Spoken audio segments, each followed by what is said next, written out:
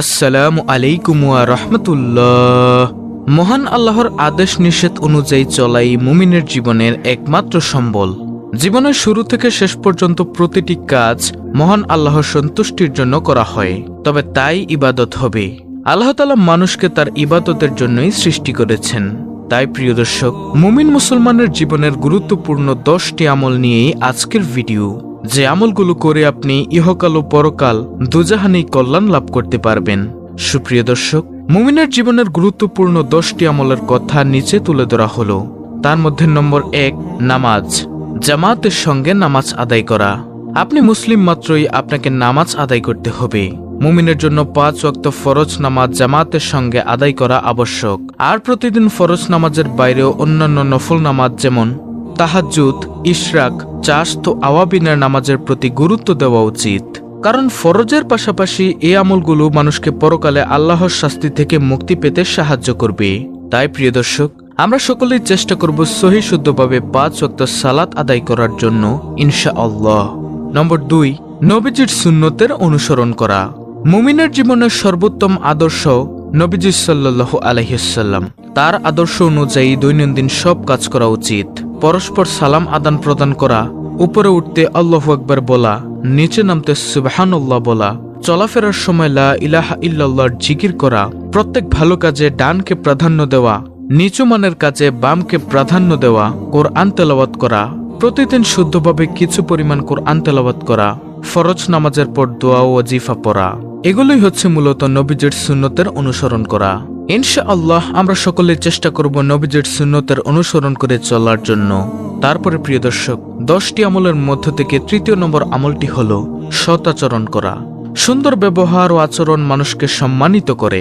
মানুষ তার উত্তম ব্যবহার ও চরিত্র দ্বারা পরিবার সহ সমাজকে আলোকিত করে থাকে।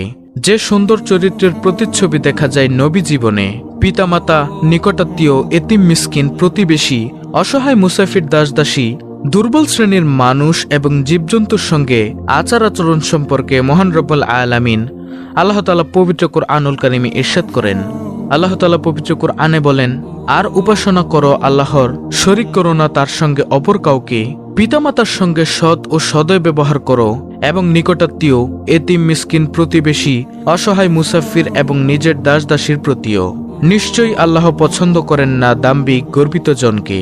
সূরা আন-নিসা আয়াত নম্বর 36। প্রিয় দর্শক, তাই আমরা সকলেই চেষ্টা করব মানুষের সাথে ভালো আচরণ এবং সদ্ব্যবহার করার জন্য, ইনশাআল্লাহ। দর্শক, মুমিন মুসলমানের জীবনের আজকের ভিডিওর 10টি আমলের মধ্য থেকে 4র্থ নম্বর আমলটি হলো ইস্তেগফার করা। আল্লাহ তাআলা বান্দাদের বেশি বেশি ইস্তেগফার করা বা ক্ষমা প্রার্থনার তাগিদ দিয়েছেন। কারণ বিশেষ বান্দারা ছাড়া সবাই গুনাহগার, আর এর মধ্যে তারাই উত্তম যারা আল্লাহর দরবারে ক্ষমা চেয়ে নেয়। মহান আল্লাহর কাছে প্রতিনিয়ত ইস্তেগফার করা ছাড়া আমাদের মুক্তির কোনো পথও নেই। যারা আল্লাহর কাছে ক্ষমা প্রার্থনা করে না, তাদের তিনি পছন্দ করেন না। অন্যদিকে ক্ষমা প্রার্থনাকারীদের জন্য তিনি পরম ক্ষমাশীল। পবিত্র কুরআনে মহান আল্লাহ তাআলা বলেন, আর আল্লাহর নিকট ক্ষমা চাও, নিশ্চয়ই আল্লাহ ক্ষমাশীল, পরম দয়ালু।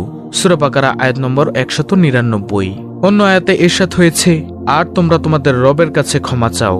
সূরা হুদ আয়াত নম্বর 3। প্রিয় দর্শক, তাই যদি অতীতের সব পাপ ক্ষমা করাতে চান, তাহলে প্রতিনিয়ত ইস্তেগফারের সাথেই থাকুন। নম্বর 5, দুরূদ পাঠ করা। নবীজির প্রতি দুরূদ পাঠ করা।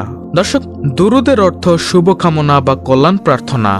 ধর্মের ভাষায় দুরূদ বলতে বোঝায় আসসালাত আলান নবী, অর্থাৎ নবীজি সাল্লাল্লাহু আলাইহি ওয়াসাল্লামের জন্য শুভকামনা। হযরত মুহাম্মদ সাল্লাল্লাহু আলাইহি ওয়াসাল্লামের নাম উচ্চারণের সময় সর্বদা সাল্লাল্লাহু আলাইহি ওয়াসাল্লাম এর অর্থ হলো আল্লাহর শান্তি বর্ষিত হোক তার উপর বলা হয়। এটি হলো একটি দুরূদ। আল্লাহর কাছে ইবাদত বন্দিগি গ্রহণযোগ্য করতে পরম ভক্তি ও ভালোবাসা ভরা অন্তরে নিবিষ্টভাবে নবী করিম সাল্লাল্লাহু আলাইহি ওয়াসাল্লামের উপর বেশি বেশি দুরূদ পাঠ করা একটি নেক আমল। দোয়া কবুলের জন্য মহানবী সাল্লাল্লাহু আলাইহি ওয়াসাল্লামের উপর দুরূদ পাঠ করা অত্যন্ত জরুরি। দুরূদ শরীফ পাঠ করলে আল্লাহর দরবারে ইবাদতের বিনিময় সুনিশ্চিত করা হয়। দুরূদ পড়া এমন এক ইবাদত যা আল্লাহ অবশ্যই কবুল করেন। আমরা যদি নবীজিকে ভালোবেসে থাকি, তাহলে অবশ্যই চেষ্টা করব প্রতিনিয়ত দুরূদ পাঠ করার জন্য, ইনশাআল্লাহ। দর্শক, 10টি আমলের মধ্য থেকে গেল 5ম নম্বর আমল। 6ষ্ঠ নম্বর আমলটি হলো কোরআন তেলাওয়াত করা। পবিত্র কোরআনে বর্ণিত হয়েছে, যারা আল্লাহর কিতাব তেলাওয়াত করে, নামাজ কায়েম করে এবং আমি তাদেরকে যে রিজিক দিয়েছি তা থেকে সৎ কাজে ব্যয় করে গোপনে ও প্রকাশ্যে, তারা এমন ব্যবসার আশাবাদী যাতে কখনো লোকসান হয় না, যাতে আল্লাহ তাদেরকে তাদের পূর্ণ প্রতিফল দেন এবং নিজ অনুগ্রহে আরও বেশি দান করেন। নিশ্চয়ই তিনি অতি ক্ষমাশীল, অত্যন্ত গুণগ্রাহী। সূরা ফাতির আয়াত নম্বর 29 থেকে 30। প্রিয় দর্শক, আমরা যারা কোরআন তেলাওয়াত করতে পারি তারা বলি আলহামদুলিল্লাহ, আর যারা না পারে তারা অতি শীঘ্রই কোরআন সহিহ শুদ্ধভাবে শেখার চেষ্টা করব ইনশাআল্লাহ। নম্বর 7, রোজা অর্থাৎ সিয়াম পালন করা। রাসূল সাল্লাল্লাহু আলাইহি ওয়াসাল্লাম ইরশাদ করেছেন, যে আল্লাহর সন্তুষ্টির জন্য একদিন রোজা রাখবে, আল্লাহ তাআলা জাহান্নামকে তার থেকে 100 বছরের দূরত্বে সরিয়ে রাখবেন। নম্বর 8, দান সদকা করা। শরীয়তের দৃষ্টিতে উত্তম যে কোনো কাজে সদকার অর্থ ব্যয় করা যায়। ইমাম জুরজানি বলেন, এমন দানকে সদকা বলে যার মাধ্যমে আল্লাহর নিকট সওয়াব আশা করা হয়। ইবনে মানজুর বলেছেন, মহান আল্লাহর নিমিত্তে গরিব মিসকিনদের জন্য দান করাকে সদকা বলা হয়। প্রিয় দর্শক, দান সদকায় অনেক উপকার। জীবনের নানা সমস্যার সমাধান হয় দানে। দান করলে ধন বাড়ে, আবার দান করলে বিপদ আপদ দূর হয়। দানে রোগবালাই থেকেও মুক্তি পাওয়া যায়। তাই ইসলাম দান সদকার প্রতি অনেক বেশি গুরুত্ব দিয়েছেন। নবীজিও উম্মতকে বেশি বেশি দান করার প্রতি উৎসাহিত করেছেন। দানে কখনো ধন কমে না বলেও ঘোষণা করেছেন। তাই প্রিয় দর্শক, আমরা সকলেই দান সদকা করার জন্য চেষ্টা করব ইনশাআল্লাহ। 9 নম্বর আমলটি হচ্ছে পিতামাতার খেদমত করা। পিতামাতা দুনিয়ার সবচেয়ে বড় আপনজন। পিতামাতার খেদমত করতে পারা বড়ই সৌভাগ্যের বিষয়। মেরাজ রজনীতে যে 14টি বিষয় স্থির হয় তার প্রথমটি হলো আল্লাহর হক তাওহীদ বা একাত্মবাদ এবং শিরক তথা অংশীবাদিতা থেকে মুক্তি। দ্বিতীয়টি হলো পিতামাতার হক বা অধিকার এবং সন্তানের দায়িত্ব ও কর্তব্য এবং করণীয় ও পালনীয়। পবিত্র কোরআনে আল্লাহ তাআলা বলেন, তোমার প্রতিপালক আদেশ দিয়েছেন তিনি ব্যতীত অন্য কারো ইবাদত না করতে এবং মাতা পিতার সঙ্গে সদ্ব্যবহার করতে। তাদের একজন অথবা উভয়ে তোমার জীবদ্দশায় বার্ধক্যে উপনীত হলে তাদেরকে উফ অর্থাৎ বিরক্তিসূচক ও অবজ্ঞামূলক কথা বলবে না এবং তাদেরকে ধমক দেবে না, তাদের সঙ্গে সম্মানের সঙ্গে কথা বলবে। মমতাবশে তাদের প্রতি নম্রতার ডানা প্রসারিত করো এবং বলো, হে আমার প্রতিপালক, তাদের প্রতি দয়া করো যেভাবে শৈশবে তারা আমাকে প্রতিপালন করেছে। সূরা বনী ইসরাঈল আয়াত নম্বর 23। সুপ্রিয় দর্শক, মুমিনের জীবনের 10টি গুরুত্বপূর্ণ আমলের মধ্য থেকে সর্বশেষ 10 নম্বর আমলটি হলো জিকির করা। সব ইবাদতের রূহ হচ্ছে আল্লাহর জিকির।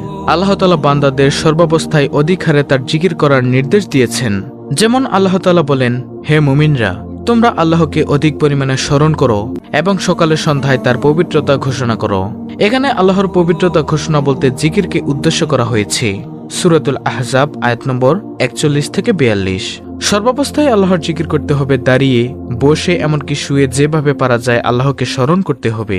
যেমন আল্লাহ তাআলা বলেন, যারা দাঁড়িয়ে, বসে ও শায়িত অবস্থায় আল্লাহকে স্মরণ করে এবং চিন্তা গবেষণা করে আসমান ও জমিন সৃষ্টি বিষয়ে, তারা বলে, হে পরওয়ারদিগার, এসব নিয়ে অনর্থক সৃষ্টি করেননি। সূরা আলে ইমরান আয়াত নম্বর 191। এই হলো প্রিয় দর্শক মুমিনের গুরুত্বপূর্ণ 10টি আমল।